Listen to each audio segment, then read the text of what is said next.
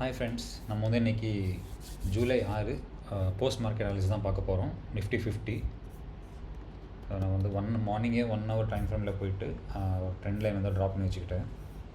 So last few டேஸாக market வந்து இந்த ட்ரெண்டில் தான் வந்து ஹிட் ஆகிட்டு அப்படியே ரிவர்ஸ் ஆகிட்டே இருக்குது. ஸோ அதை வந்து நான் மார்னிங்கே மார்க் பண்ணி வச்சுட்டேன். ஸோ நான் மோஸ்ட்லி 15 மினிட்ஸ் டைம் ஃப்ரேமில் தான் யூஸ் பண்ணுவேன். தேவைப்பட்டால் 5 மினிட்ஸுக்கு போவேன். நம்ம மெயினாக ஆப்ஷன் பையர் தான், செல்லிங் எல்லாம் பண்ணுறதில்ல. ஸோ அது இல்லாமல் இன்றைக்கி பார்த்தீங்கன்னா bank Nifty Sensex fin Nifty எல்லாமே பாசிட்டிவில் தான் இருக்குது.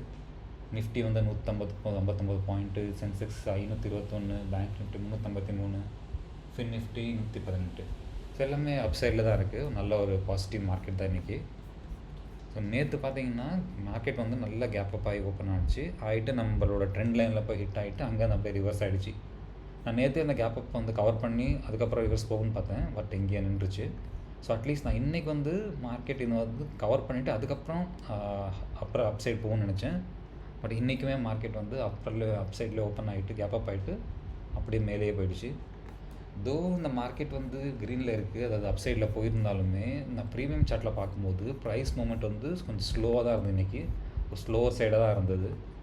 இங்கே பார்க்கும்போது நல்லா க்ரீன் கேண்டலாக தெரியுது, பட் ப்ரீமியம் சார்ட்டில் ரொம்ப ஸ்லோவாக இருந்தது. அதனால இன்றைக்கி பெருசாக ட்ரேட் எடுக்க முடியல. அது இல்லாமல் இப்போ நான் என்னோடய இண்டிகேட்டர்ஸ் எல்லாம் எடுத்துட்டேன். ஸோ என்னோட செட்டப் படி இன்றைக்கி எந்த ட்ரேடுமே அமையல.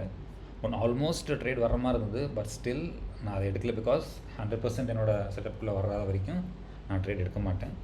ஸோ அதனால் அது இன்றைக்கி எடுக்கல. ஸோ நான் இது வந்து பிரேக் அவுட் ஆகிட்டு இங்கே வந்து புல் பேக் எடுத்து அதுக்கப்புறம் போகணுன்னு பார்த்தேன். பிரேக் அவுட் தான் ஆச்சு, பட் புல் பேக்கும் வந்தது. அதுக்கப்புறம் அப்படியே சைடில் போயிடுச்சு, பெருசாக மூமெண்ட் காட்டல. ஸோ அதனால் இங்கே ட்ரேடு இன்னும் வாய்ப்பு கிடைக்கல. ஸோ அட்லீஸ்ட் இங்கே வந்து ரிவர்சல் வரும்னு பார்த்தேன். என்னோடய செட்டப் ஆல்மோஸ்ட் இங்கே தான் என்னோடய செட்டப் ஆல்மோஸ்ட் வந்தது, பட் இங்கேயுமே அது ஃபெயில் ஆகிடுச்சு. ஸோ இன்றைக்கி no trade day.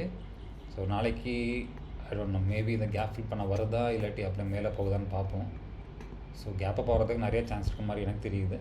So wait and see. So நாளைக்கு வந்து எக்ஸ்பைரி டே.